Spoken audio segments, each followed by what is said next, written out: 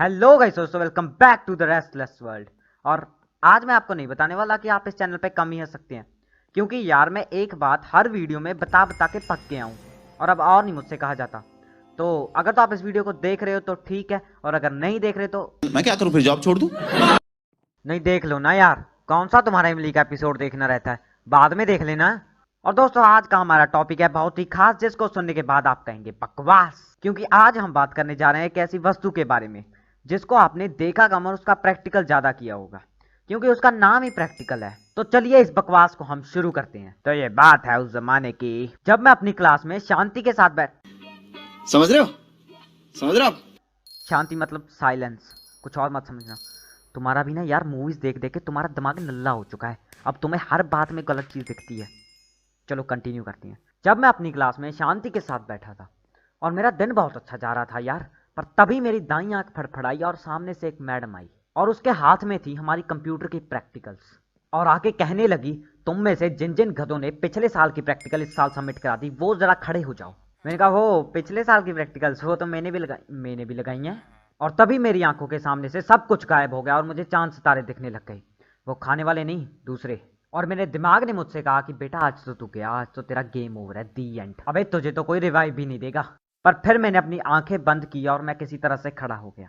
और जब मैंने अपनी आंखें खोली तो मेरे सामने सभी उल्लू के पट्टे बैठे मुझे देख रहे थे, जैसे मैं अभी अभी स्पेसशिप से लैंड हुआ होता हूँ, और कह रहे थे हाँ ये भी खड़ा है। क्यों भाई, मैं खड़ा नहीं हो सकता? मुझे ना भगवान ने एक पैर नाम का ऑर्गन दिया है, और तुम्हें भी दिया होगा ना, जरा चेक करो। चलो कह दिया, कोई बात नहीं यार, पर ये किसके गले में सांस अटक गई है जो हॉ कर रहा है? अबे ये कोई गाना चल रहा है जो पीछे साउंड दे रहे हो? एक तो जब किसी बंदे का नाम लिया जाता है ना, उसके अंदर से पहली कॉन्फिडेंस की नदियां बह रही होती हैं, और ये गधे ऐसी हरकतें कर रहे हैं। पर मैम ने हमें कुछ नहीं कहा, उसने हमें बड़े प्यार से दो गालियां निकाल कर पूछा कि बे तुम्हें प्रैक्टिकल्स नहीं बनानी आती। और तब ना मेरा मूड नहीं था डिबेट करने का, तो मैंने मैम को एक ऐसा शब्द कह दिया जिसके कहने से शायद वर्ल्ड वार 3 भी ना होती, और वो है सॉरी। पर हैरानी की बात तो ये है कि मैम इतने में मान भी गई और कहने लगी कि तुम्हारे पास 10 दिन का टाइम है, तुम इसको दोबारा से बना लेना। मैंने कहा वाह यार, ये तो बड़ी सस्ती है, एक शब्द में ही मान गई। चलो फिर ऐसे ही हमारा दिन बीत गया और मैंने अगले ही दिन एक नई प्रैक्टिकल मंगवा भी ली। और प्रैक्टिकल बनाने के ना 3 स्टेप्स होते हैं, पहला लिखने का, दूसरा डायग्राम्स बनाने का, और तीसरा उसे ही देखते रहने का। और पहले 5 दिन मैं उसको देखता ही रहा, और छठे दिन मुझे याद आया कि मुझे तो बनानी भी है यार।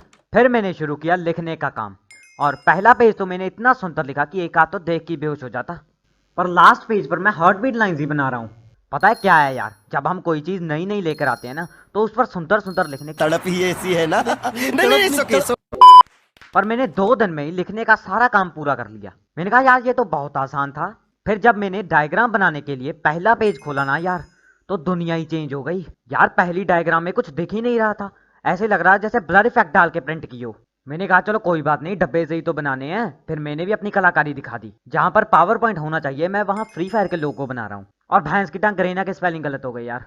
और मुझे पता नहीं किस गधे ने कहा था कि प्रैक्टिकल में कटिंग नहीं करती।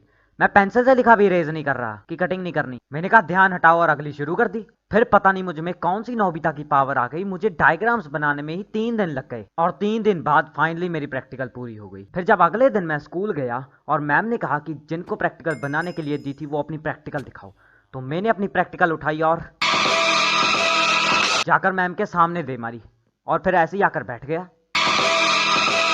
और 3-4 पीरियड बाद मेरी फिर से दाईं आंख फड़फड़ाने लगी और सामने से वही मैडम आने लगी, और उसके हाथ में सिर्फ मेरी ही प्रैक्टिकल थी। पहले तो मुझे लगा कि मेरी प्रेज करेंगे कि इस बच्चे की प्रैक्टिकल सबसे ज्यादा अच्छी थी, पर प्रेज तो क्या करनी थी, उसने मेरी बची कुछ इज्जत भी रोल दी, आकर मुझे ही खड़ा कर लिया। और खड़ा पता है क्यों किया था?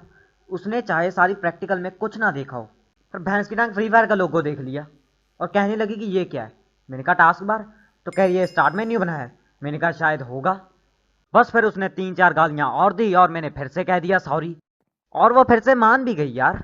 और 47 की कृपा से मेरी प्रैक्टिकल चेक हो गई और ये सिलसिला यहीं पर खत्म हो गया, और इससे आगे मैं और कुछ कह नहीं सकता। तो आज के लिए बस इतना ही, और अब आप जाकर इमली देख सकते हैं। लेकिन उससे पहले अगर आपको ये वीडियो अच्छी लगी हो तो इस चैनल को सब्सक्राइब, इस वीडियो को लाइक, शेयर और कमेंट जरूर कर दीजिएगा। अबे शर्म करो यार, वो भी मांग के लेने पड़ते हैं, कभी खुद भी कर दिया करो। तो चलिए मिलते हैं अगली वीडियो में, क्योंकि अब मुझे जाकर पक्खा भी लगाना है, क्योंकि आप तो एसी में बैठकर देख रहे हो, पर यहाँ पर रिकॉर्डिंग करते हुए मेरा गला तो क्या पैर भी सूख गया यार। तो बाय बाय, नमस्ते, सत श्री अकाल।